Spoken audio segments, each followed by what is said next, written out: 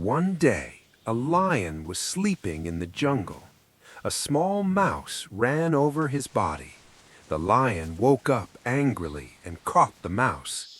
He was about to kill it. The mouse said, Please forgive me. One day I will help you. You are so small. How can you help me? but he let the mouse go.